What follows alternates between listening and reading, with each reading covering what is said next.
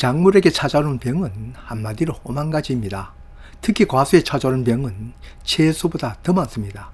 과일 농사 안 지는 분도 과일나무 심으면 약통 메고 살아야 한다는 건 알고 있습니다. 이 오만가지 병도 분류를 해보면 곰팡이라는 진균성병과 박테리아라고 부르는 세균성병, 그리고 치료자가 없는 진드문이나 총체벌레 등 해충이 옮기는 바이러스병 등이 있습니다.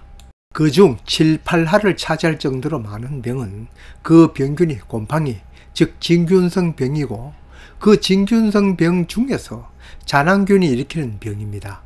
적을 잡으려면 적을 알아야 하는 것은 기본. 깊이는 모르더라도 막고자 하는 병은 어떤 것이고 그 기본 특성 정도는 알아야 합니다. 덮어놓고 농약 친다고 해결되는 건 아니죠. 그건 눈 감고 기관총 난사하는 것과 다름없습니다. 사과면 사과, 복숭아면 복숭아, 하나만 재배하는 분은 어쩌면 이런 건 몰라도 그저 해마다 방제하다 보면 나름 노하우가 생깁니다. 아이러니하게도 전문 농가가 아닌 텃밭 농가일수록 더 알아야 합니다. 사람에게 오는 병이나 작물에게 찾아오는 병이나 모두 한두 마리가 침입하였다고 병이 일어나는 것은 아닙니다. 이놈들이 몸속에서 번식을 해서 떼거제가 되면 발병을 하는 것입니다. 그 기간은 병균마다 환경에 따라 다르겠죠. 어떤 것은 포자가 희산하자마자 발병하고 어떤 것은 두석 달도 걸립니다.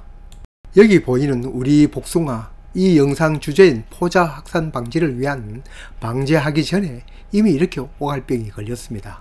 걸려도 방제는 해야 합니다. 더 퍼지지 않기 위해.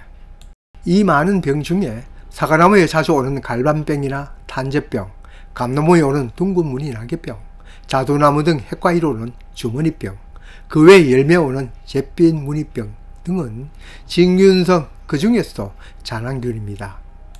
이런 곰팡이성 병균은 땅이나 가지에서 월동을 하다가 봄이 되면 이제 포자를 확산시킵니다. 여기는 5월 중순부터라고 하는데 5월 초순, 어쩌면 4월 하순에도 포자가 비산합니다. 그냥 그 시기 되면 무작정 비산하는 것이 아니라 그들이 좋아하는 습기가 많고 온도가 적정할 때 비산 찬스라고 막 보냅니다. 한 번만이 아니고 이런 기회가 되면 내어보냅니다. 날아다니는 병균 포자는 작년에 이 과수에 만연했던 병균들이죠. 우리 같으면 사과밭에는 작년에 몸살을 겪었던 갈반병 병균, 포자들이 가장 많이 날아다닐 것입니다. 여기 감나무 같은 것은 작년에부터 보인 둥구무늬 낙엽병, 병균 포자가 기회만 있으면 막 돌아다닐 겁니다. 아니, 이제까지 없던 병균도 다른 곳에서 날아올 수도 있습니다. 이 포자들이 공기중으로 막 날아다니면서 작물의 몸에 붙을 겁니다. 몇 놈이 붙었다고 발병하는 것은 아니라고 하였죠. 앞에서도 언급하였지만 우리 같으면 무엇보다 사고나면 갈반병 방제, 이게 제일 중요합니다. 갈반병이라 하는 갈색무늬병 5월부터 틈만 나면 비산하였다가 빠르면 6월 중하순부터 발생합니다. 그때가 장마기이니 발병 조건이 가장 좋습니다. 그러다가 만연되는 것은 7, 8월, 금방 사라지지 않고 10월까지 갑니다. 병은 생기면 방제가 어렵다는 것을 작년에 뼈저리게 느꼈습니다.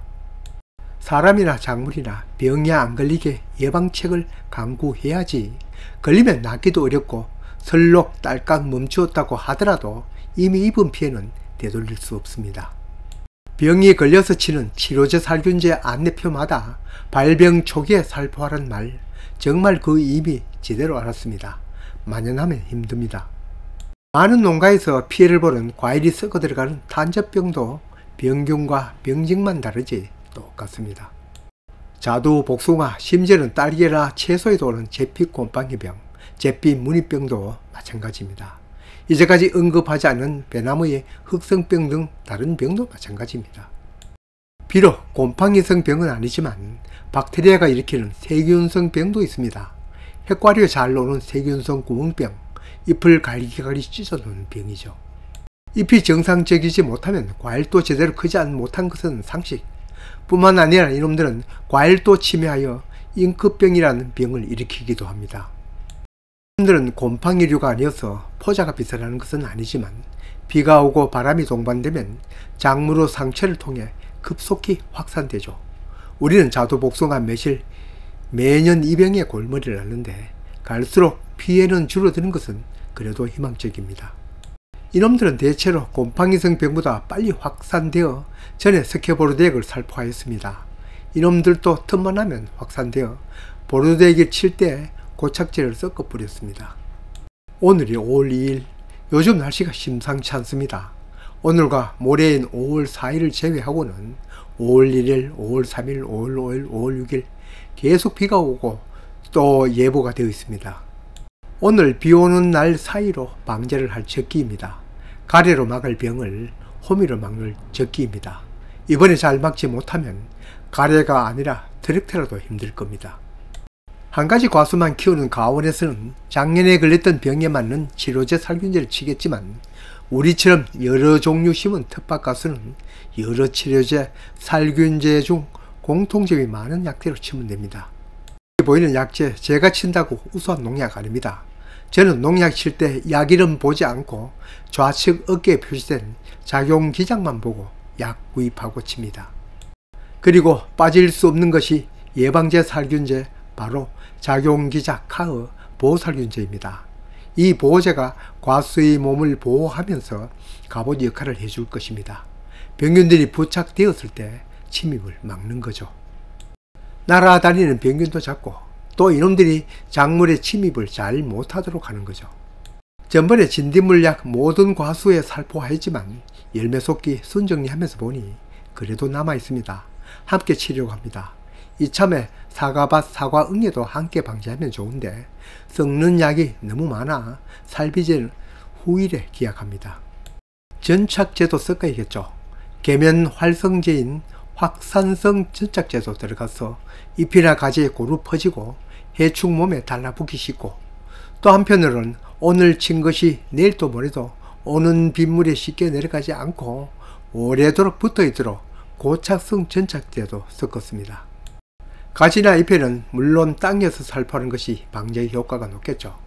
왜냐하면 땅에서 활동하던 놈, 지지개를 켜고 있는 놈도 방제를 해야 하니까요. 그리고 가지는 물론 잎의 양면 어느 것도 약이 묻지 않는 곳이 없도록 꼼꼼히 살피는 것은 기본입니다. 진균성 병균이든 세균성 병균이든 그 개체를 줄이고 또 침투하지 못하도록 갑옷을 입혀야 합니다. 이렇게 방지한다고 해서 앞으로 절대 병이 발병하지 않는 것은 아닙니다. 그랬으면 얼마나 좋겠습니까? 늘 하는 얘기, 개체수를 줄이고 또 한편으로는 발병 시기를 늦추는 것입니다. 다만 이렇게 하는 것이 그렇지 않는 것보다는 엄청난 효과 차이가 있는 것은 제가 깨달았습니다.